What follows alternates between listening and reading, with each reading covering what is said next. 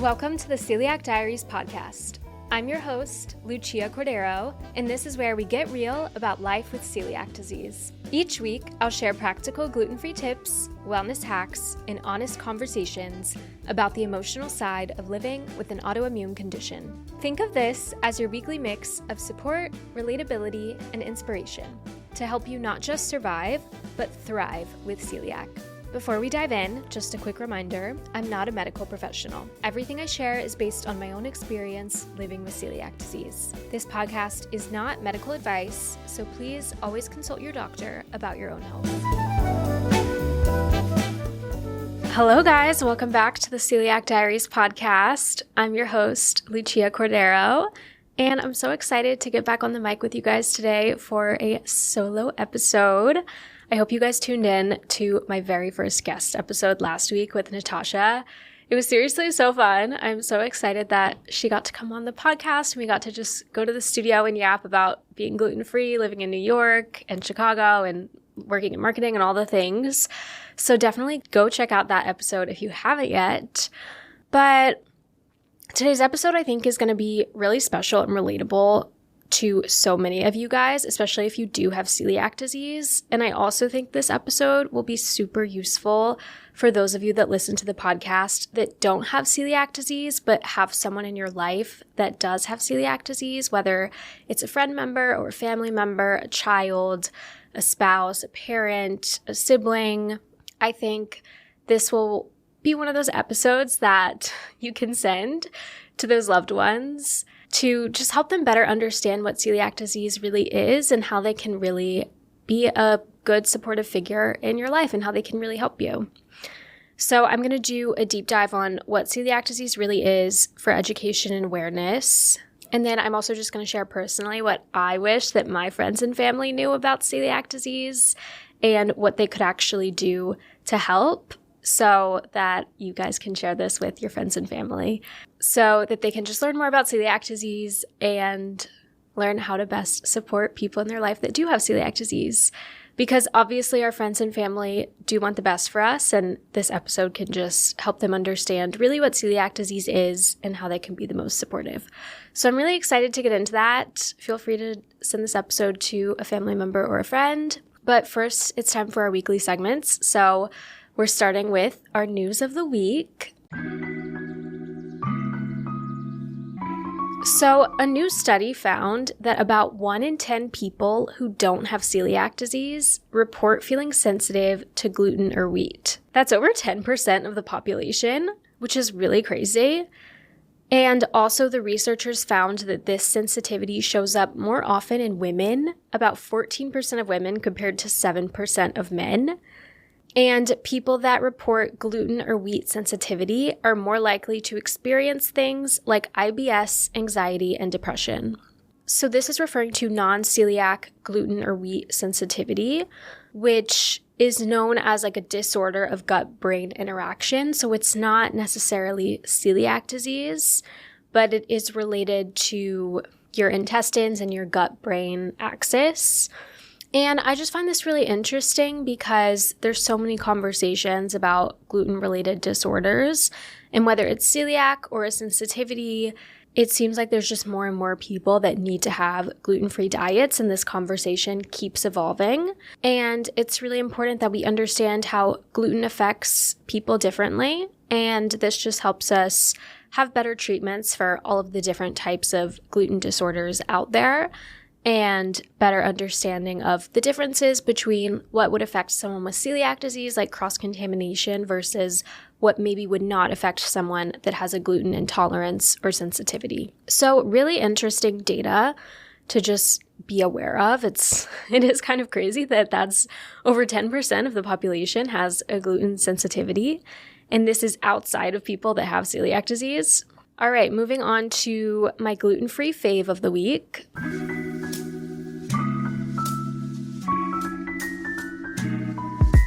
If you follow me on social media, you probably know this because I'm literally posting a spring bone bowl every single day. It's kind of a problem, but I'm obsessed with spring bone. It's a New York City chain, so if you don't live in New York City, next time you visit, you need to go check it out. It's such a good, like, fast casual place. Think like a Chipotle bowl, but literally the entire place is gluten-free, so you don't have to worry about celiac. You don't have to worry about cooking. It's so amazing to just know that everything there is naturally gluten-free, and it's just really healthy. They're seed oil-free.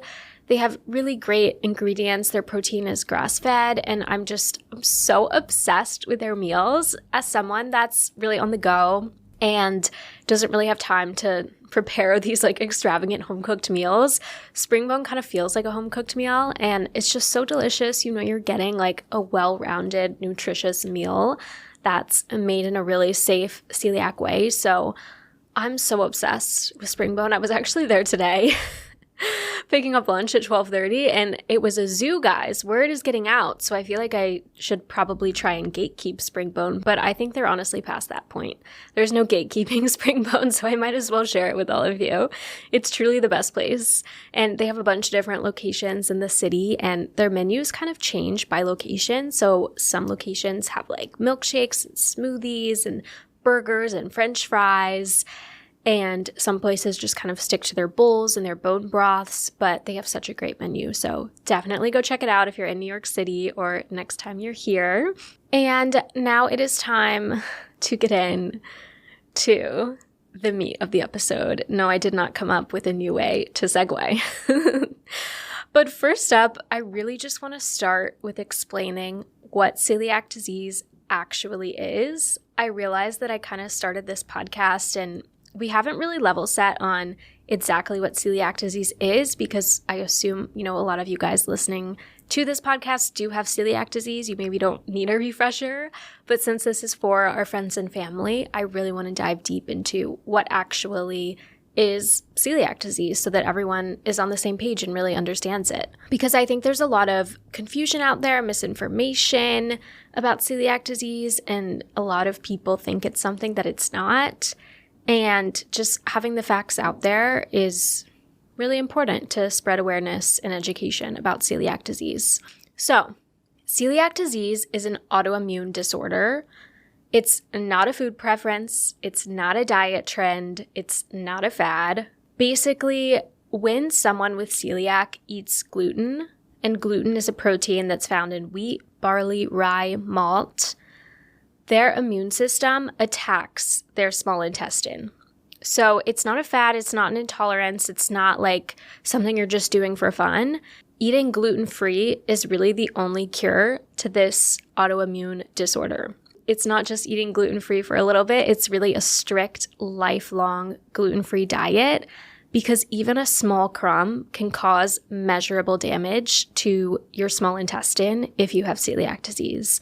It really is very serious, and I think a lot of people underestimate the gravity of what a crumb of gluten can do, because it's really hard to comprehend how much a small crumb can really affect you, especially since with celiac disease, you're not facing immediate death if you have a crumb of gluten. It's not like a peanut allergy where you're like immediately going to pass away and die.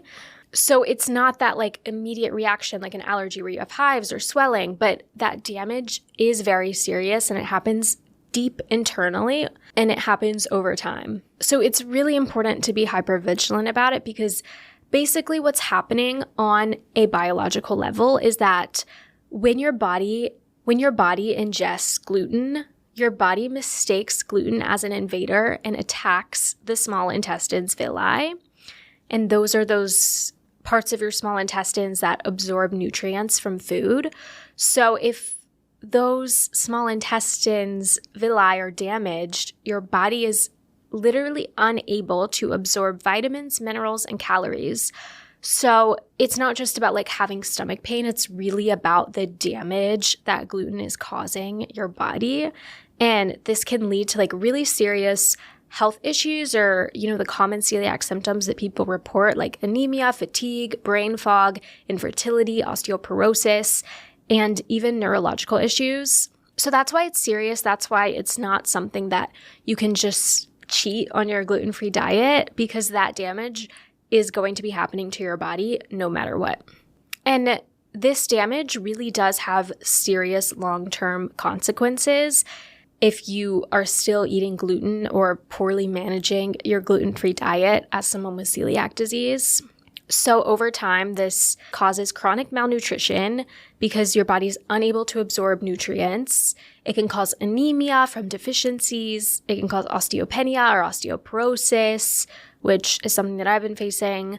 It can cause fertility issues, neurological symptoms, fatigue, depression, anxiety, and it can even increase your risk for serious diseases. It's not just about like these symptoms that you're trying to manage from chronic inflammation, but it raises your risk for autoimmune and cancerous conditions like other autoimmune diseases, intestinal lymphoma, small bowel cancers, liver disease, so many different things, which I know this is a lot. This is probably a little bit scary to you, but if you do have a strict gluten-free diet, meaning you're having no traces of gluten, no cross-contamination, someone with celiac's cancer and mortality risks return to like normal levels. So there is hope here, and we have made a ton of progress. If you look at the history, it's really interesting because the gluten-free diet was not identified as a treatment for celiac disease until like the 1940s and the 1950s. So before that, people literally just died because they had no idea how to manage it. So it is really cool to see how far we've come with treating celiac disease. Most children that were diagnosed with celiac disease before the 1940s or 1950s did not survive past early childhood because they became severely malnourished. And it wasn't until a pediatrician discovered the gluten-free diet during World War II when celiac disease became something that could be treated, and lives were literally saved by discovering this treatment of the gluten-free diet. So it really is a life-changing diet. And celiac disease used to be a fatal disease, and now it's something that's a manageable lifelong condition, which is really so incredible to see how far we've come in not even 100 years. Like, that's really, really crazy.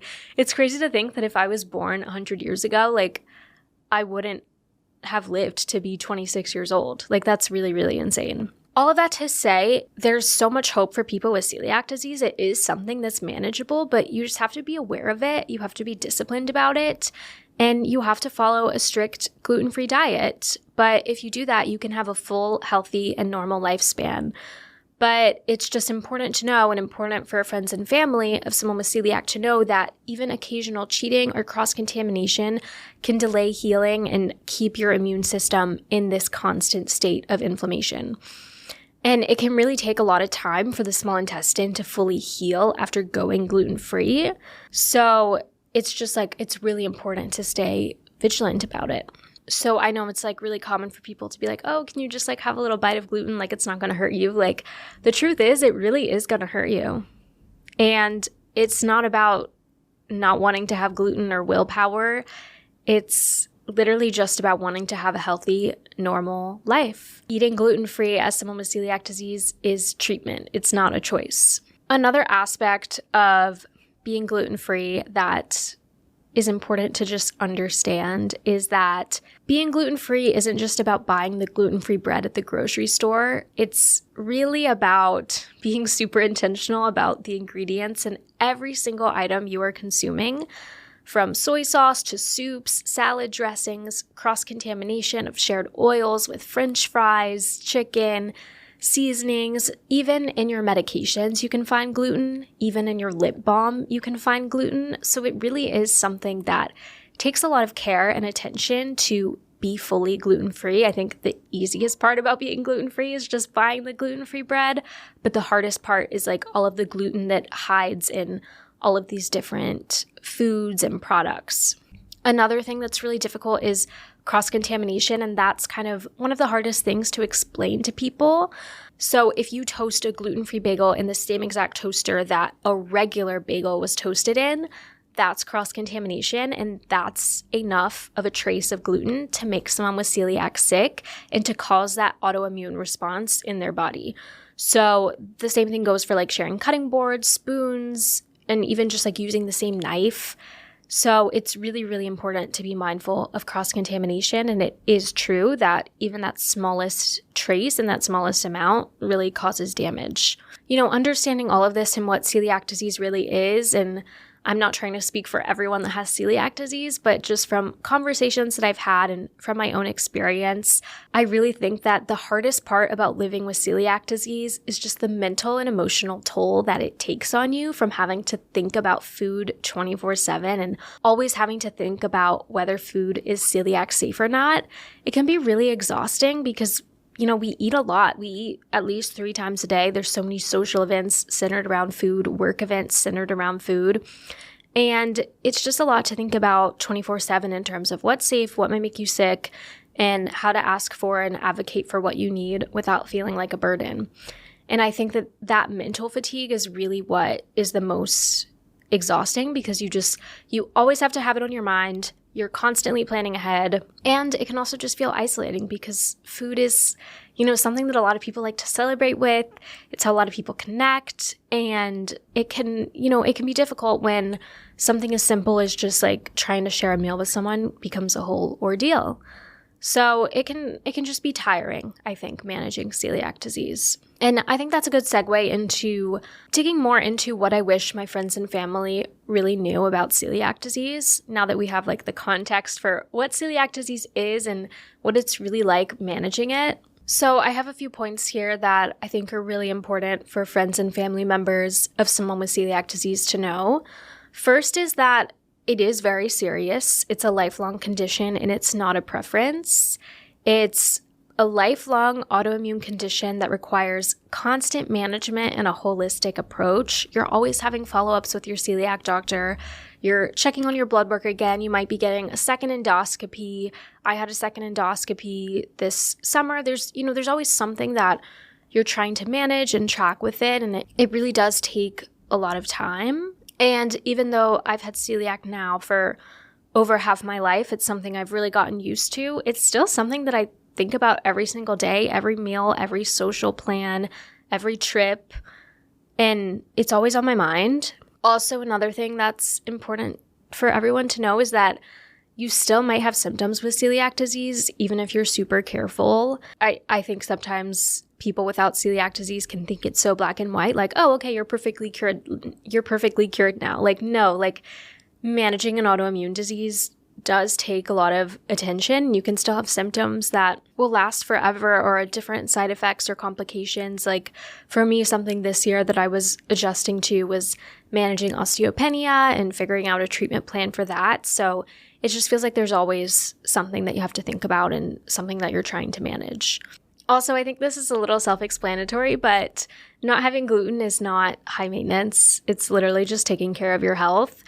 One of my pet peeves is that a lot of people will kind of poke fun at you for being gluten-free because they're like, oh, wow, you're so healthy. And they'll make jokes about you being healthy for being gluten-free. And I honestly find it a little bit annoying because me eating gluten-free isn't me trying to be healthier than the average person. It's literally just me trying to be normal. Being gluten-free is a necessity. Me having a gluten-free diet just means that I am surviving at a normal baseline with other people. So it's not about being healthier. It's literally just about having the baseline health that every human without celiac disease has. I think that's like a little bit of a misconception. Another thing that's important that I mentioned earlier is that cross-contamination really matters. I think it's so hard to fathom this, but really a crumb of gluten or a trace of gluten or eating a piece of toast that was in the same toaster as a regular piece of bread really causes damage to someone with celiac disease. I think because of that, if I'm like at a friend's house or a family member's house and they're cooking something, it means the world, and I really appreciate it when someone goes the extra mile to make something safe for me. But because cross-contamination is something that's so tricky and it's really hard to cook something safely in that way in a kitchen where you're not really used to managing that, it's sometimes safer to just bring your own food when a friend is hosting something, just so you know that the food was prepared in a way that is celiac safe. And it's nothing against that friend or that person that was trying to cook something for you, but it's just about really wanting to stay safe and just knowing that, you know, the cross-contamination is something that you really have to be mindful of. And it's something that is really hard for someone that doesn't have celiac to be cognizant of. And because of that, sometimes with celiac, you have to politely decline certain foods because of the way that they were cooked. And it's never about your effort or your cooking. It's just about kind of the mental sanity of wanting to keep your peace of mind and know that something is 100% safe. I also think something really important that a lot of people feel with celiac disease is we don't want to be singled out. We don't want to feel like a burden. We don't want our dietary needs to affect the people that we love in our lives. I seriously never want anyone to be stressed about my diet or feel like they have to change their plans because of me or like make extra accommodations for me. If friends or family are hosting me at their house, I am literally always happy to bring my own food or snacks, order my own meal on Uber Eats. I do genuinely really appreciate it when people go out of their way to include a gluten-free option. I think that's the nicest thing in the world, but it's completely unnecessary. Like, I never want to feel like a burden to someone.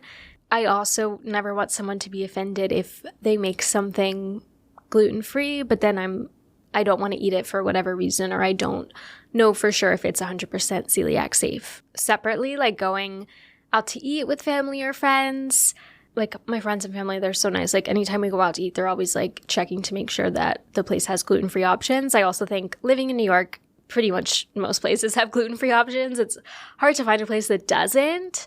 But I think just something that I would want people to know is that like it's so kind of them to be thinking about that. But I'm really fine to go wherever. I'm happy to just like eat a salad. I feel like most places have salads, and I'm not so worried about having like a special gluten-free meal wherever we're going out to eat. Continuing in the theme of like what I wish people knew in terms of eating and social situations with someone with celiac disease, just because I have celiac disease does not mean that you can't eat gluten in front of me. I am totally fine with you eating gluten. It seriously does not bother me at all. It makes sense that you would eat gluten. I would eat gluten too if I didn't have celiac disease. So I know sometimes people just like feel a little bit weird eating bread in front of me, and they'll apologize and they'll be like, oh, I'm so sorry to eat this in front of you. And I'm like, you're totally good. Like, I don't care. Eat all the gluten you want. As long as I'm not eating it, I'm good. Also, I think sometimes people feel awkward talking about how like great their food is if it has gluten in it. Like if they're having like a really good cake or really good pizza or piece of bread or something. And like, you don't need to feel awkward about saying how good your food is. I'm not sitting there secretly sad that I can't eat the food that you're eating. Like, I'm happy for you that you're enjoying your glutinous food. Like, that's great. I would love to hear about how delicious your bread or your cake is if that's what you're eating. So seriously, don't feel bad at all for eating gluten in front of me, for talking about how good the gluten is. I feel like I really understand like the intention behind that. Like, they don't want to, make me feel sad or like I'm missing out or left out. But I really don't feel that way at all. I think, people with celiac disease, especially if you've had it for a while, I can get how maybe it's different for someone that's first adjusting to celiac disease. It can be like a tough adjustment, and, maybe they do need some extra care in that scenario. But for people that have been gluten-free for years and have had celiac disease for a while, I'm literally watching people eat gluten every single day. It does not bother me at all. And I feel so much better about it if you just eat what you want to and don't let my own dietary needs dictate what you can eat or what you can talk about while you eat.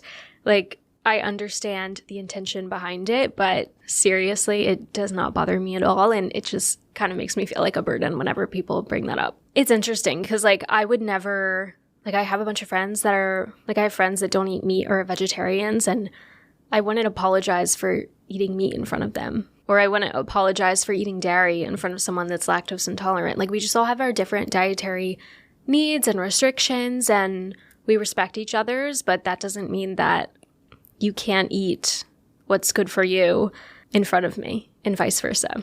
I think that that's something that I've just noticed over the years. I think, people can just start to feel like a little awkward around someone that's gluten-free at a table, but it really doesn't need to be awkward. Like, my diet needs don't have anything to do with yours. You can enjoy what you love, enjoy all the gluten.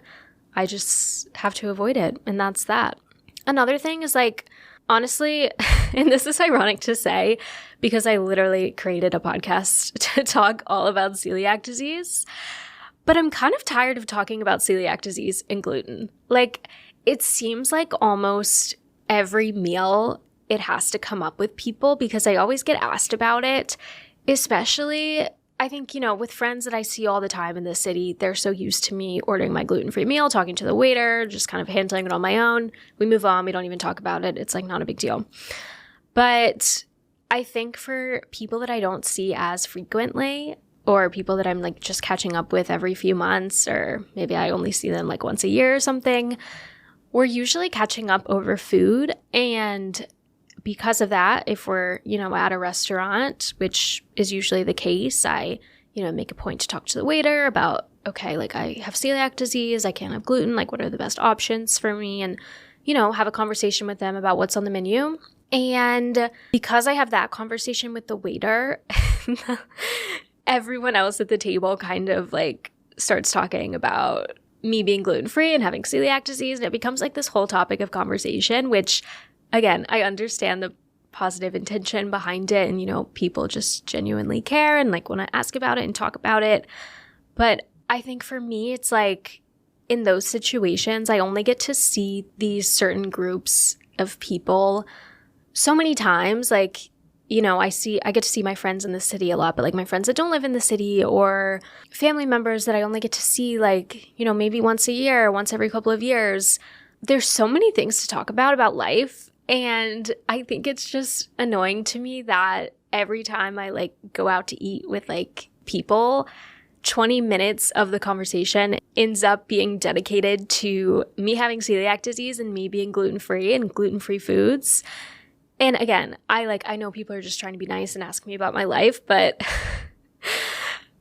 I just have had that conversation so many times at this point. And for me, it's like, I'd rather talk about other things with people that I don't get to see as often. So I guess that's something that I would want people to know. Like, I understand why people want to ask about it. And if they are genuinely curious, I am happy to talk about it. It is a big part of my life at the end of the day. It's something that I am thinking about every day, but it's kind of one of those things where I feel like I end up having the same conversation over and over again. Like, oh, do you, miss having gluten? Or like, so sorry that we're eating all this gluten in front of you. It kind of like, it ends up being the same conversation over and over again.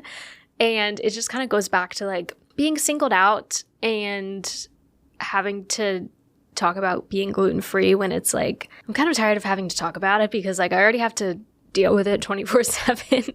I really don't feel like talking about it any more than that. At the same time, it is something that I'm passionate about, and I did start a whole podcast about it. So I guess that's a little bit of a two truths can be true at once kind of thing.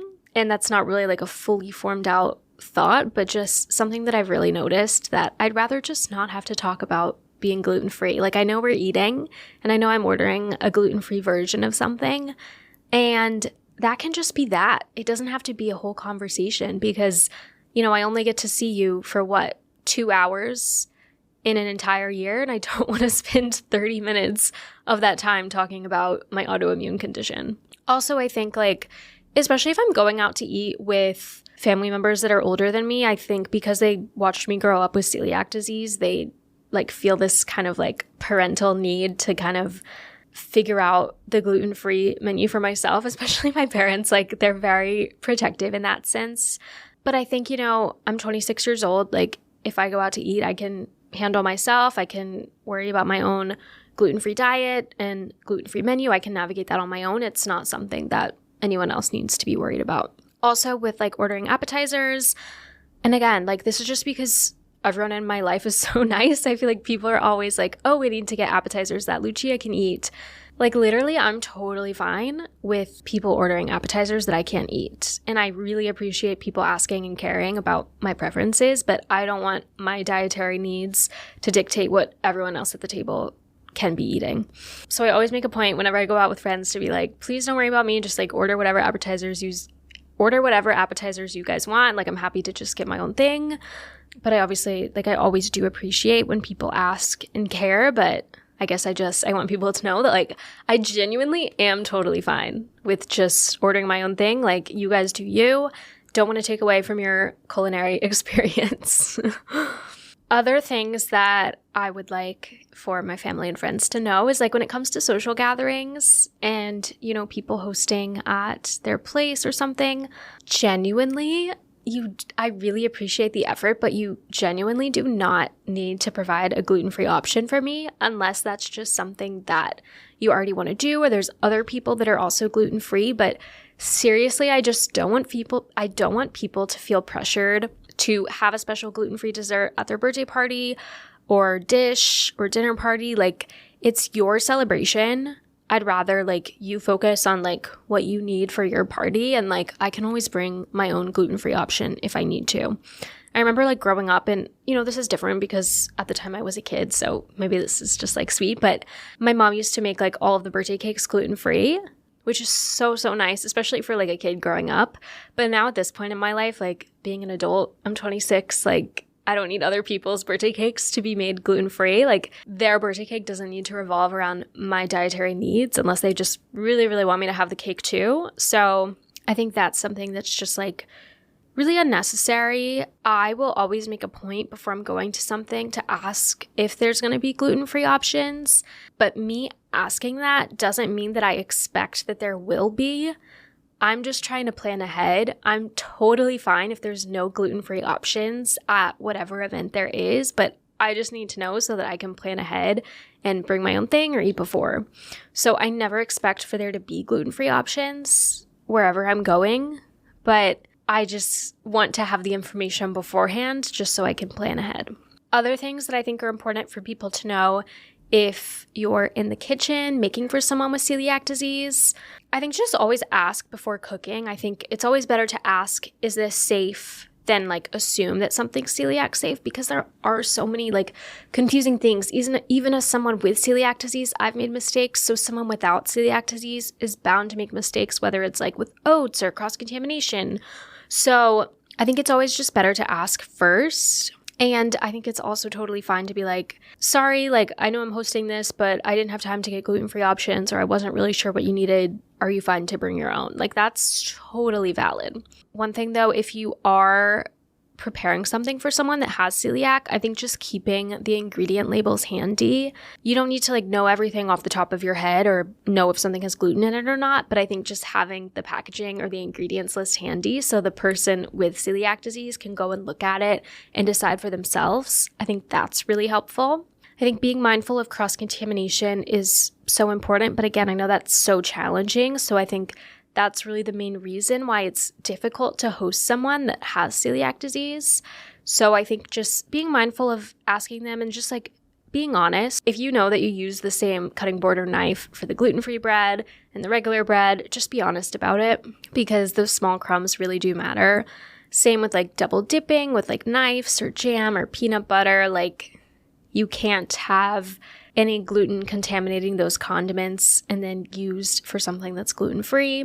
It's like so much to keep track of, and it's a lot. So I think just like when in doubt, just let the person with celiac disease handle things and don't feel like you have to go out of your way to make something safe for them, because we can always just bring our own options. I think we're happy to do that. Another thing is if you're traveling with someone with celiac disease, they might just need to do some extra planning, or you might need to go on a side quest with them. When I was in New Orleans the other week, my mom went with me to CVS because I could not find a good gluten-free breakfast. So I ended up just buying some hard-boiled eggs at CVS. So just being willing to go on a side quest with your celiac friend or family member is very much appreciated. Also, if you're sharing like an Airbnb or a kitchen space in a hotel, just being mindful of keeping things celiac safe and being aware of that is really, really important. And just some other, things that I think people with celiac disease want our friends and family to know from an emotional standpoint is just really validating our experience and acknowledging that celiac disease is something that's serious. We're not being high maintenance by trying to manage a strict gluten-free diet. And then respecting our boundaries. If we don't feel safe eating something, but you think it's completely gluten-free and completely celiac safe, just respect us saying no and not wanting to eat something. I think a lot of us are just really nervous that we're going to accidentally have gluten. And we know that everyone in our lives has positive intentions and isn't trying to gluten us intentionally. But a lot of times we would just rather have peace of mind and not eat something rather than take the risk if we're not 100% confident. So I think just respecting that if there's something that we don't want to eat, it's not because we don't trust you. It's not because your cooking is bad. It's just because we're nervous and want to have our peace of mind. So really the big picture of all of these things that people with celiac disease want our loved ones to know is that we really just want to feel normal and safe and included. And we don't expect you guys to know every single ingredient or every single rule, but just to be understanding, respectful of our health, our dietary need and treatment, and just being there for us. But you don't have to break your back to have gluten-free options, but just understanding the gravity of celiac disease and managing it. All right, that was a lot. I hope this was really helpful for you if you have someone in your life that has celiac disease, and just gave you more understanding and insights into what it's really like having celiac disease, managing it, and what we want our loved ones to know. If you have celiac, I'm sure you found this relatable. Let me know what you think in the comments, and definitely share this episode with your friends and family because, I think this is a lot of information. And sometimes it's easier to just share this information with a friend or family via podcast. Let me be the girl that explains it for you. That's exactly why I wanted to make this episode, so people with celiac disease can have something to send their friends and family. So don't be shy about doing that. I think your friends and family do really want to support you and would be excited to listen to this. I hope everyone learned something new about celiac disease with this episode. I think the more people that understand really what celiac disease is, the easier it becomes for everyone with celiac disease to just live healthy, full lives and to really thrive and feel safe at more restaurants and social events and just be able to enjoy life. So thank you guys so much for listening to this week's episode. I will see you next week. I think I have another guest on the pod next week, so stay tuned for that. Very exciting things coming. Don't forget to follow the show, rate and leave a review, and I will catch you guys next Wednesday. Bye. Thanks for listening to this week's episode of the Celiac Diaries podcast. I hope you're leaving with a tip, a story, or just a little inspiration to live your best life with celiac. If you enjoyed today's episode, be sure to follow the show, share it with a friend, or leave a review. I'll see you back here next Wednesday. And until then, stay well.